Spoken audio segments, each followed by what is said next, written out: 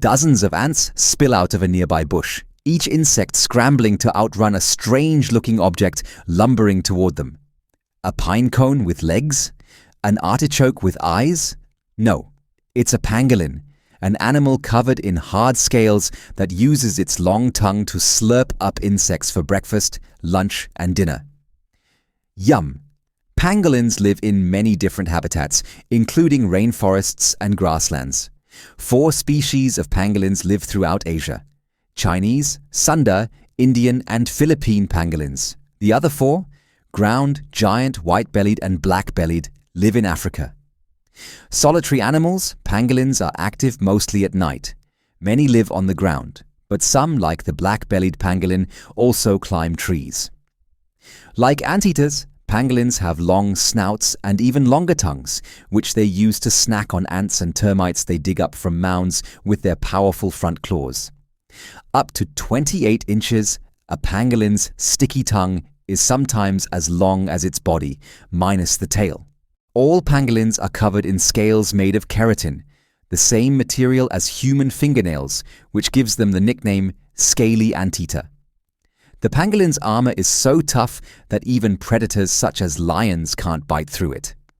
When threatened, pangolins roll into a ball like an armadillo, making them less than half their normal size. This helps them shield their stomach and face, which aren't covered in protective scales. From this position, pangolins can release a stinky fluid from a gland at the base of their spiky tails to keep predators away. All pangolins face declining populations because of illegal trade. In fact, they're believed to be the world's most trafficked non-human mammal. Their scales, like rhino horns, have no proven medicinal value, yet they're used in traditional Chinese medicine to help with health problems such as arthritis. The scales are typically dried and ground up into powder, which are sometimes turned into pills. Tens of thousands of pangolins are poached for their scales each year, as well as for their meat. Government officials, conservationists, and investigative journalists in Asia and Africa are working together to protect these shy, harmless animals. By revealing the methods poachers use to capture these animals, activists hope to prevent criminals from harming pangolins. There are few animals on Earth who work as well together as meerkats. These squirrel-sized members of the mongoose family live in groups as large as 40, and everyone in the mob participates in gathering food, keeping a lookout for predators, and taking care of the babies. Meerkats live in the deserts and grasslands of the southern tip of Africa. They are extremely cute with bushy, brown-striped fur, a small, pointed face, and large eyes surrounded by dark patches. They average about 20 inches, 50 centimeters long, including their tail. These extremely social animals live together in burrows, which they dig with their long, sharp claws. Living underground keeps mob members safe from predators and out of the harsh African heat. These burrows can be 16 feet, 5 meters long, and contain multiple entrances, tunnels, and rooms. A group will use up to 5 separate burrows at a time. Meerkats only go outside during the daytime. Each morning as the sun comes up, the mob emerges and begins looking for food. They use their keen sense of smell to locate their favorite foods, which include beetles, caterpillars, spiders, and scorpions. They'll also eat small reptiles, birds, eggs, fruit, and plants. Back at the burrow, several babysitters stay behind to watch over newborn pups. This duty rotates to different members of the mob, and a sitter will often go all day without food. The babysitter's main job is to protect pups from meerkats in rival mobs, who will kill the babies if they can.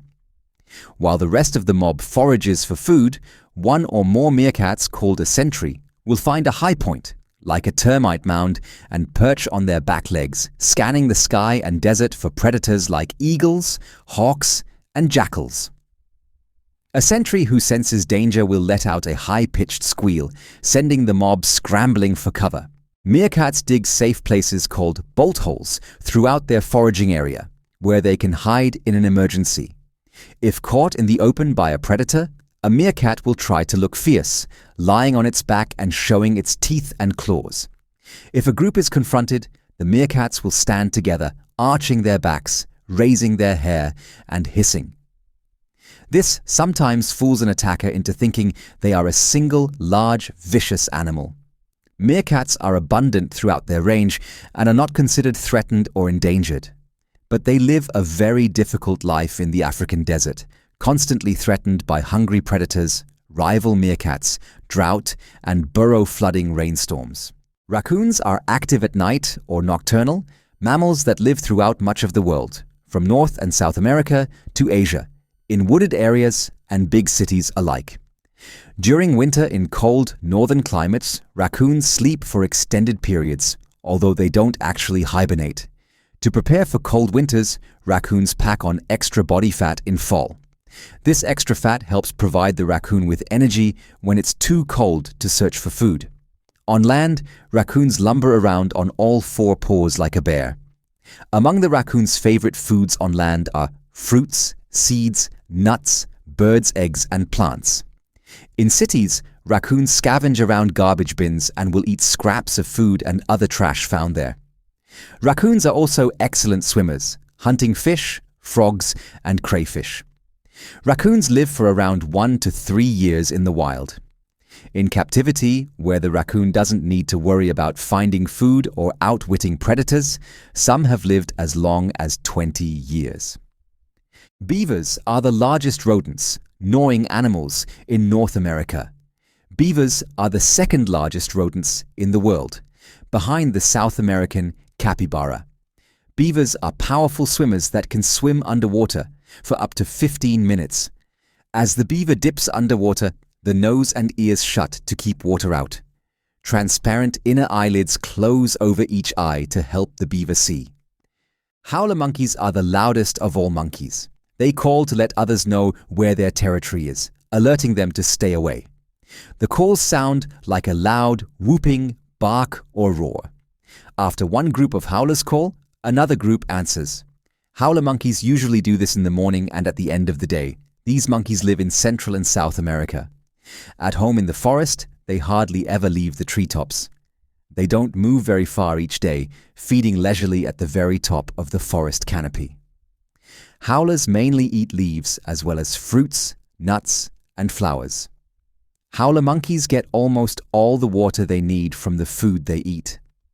One of the few times they can be spotted on the ground, however, is during very dry spells when they need to find extra water. Howler monkeys have prehensile tails, or tails that can grip. The monkeys use their tails as a fifth limb to grip branches. Mostly it uses its tail to help grip branches as it eats and moves around high in the trees. Each family group is generally made up of 15 to 20 howlers. The leader is usually an old male.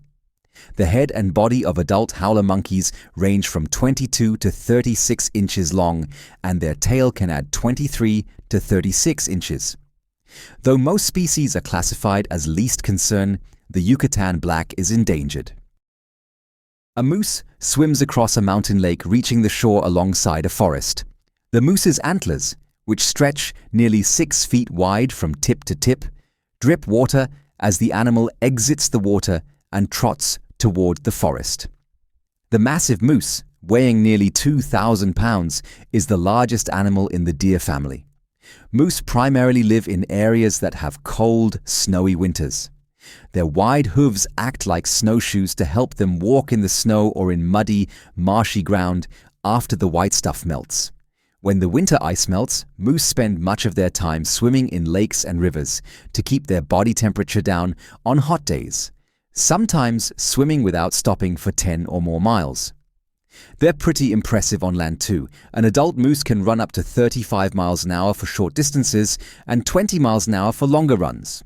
Year-round, moose snack mostly on leaves, stems, twigs, and the bark of small shrubs, and they eat plenty of all of these things. A full-grown moose can gobble up to 70 pounds of food a day.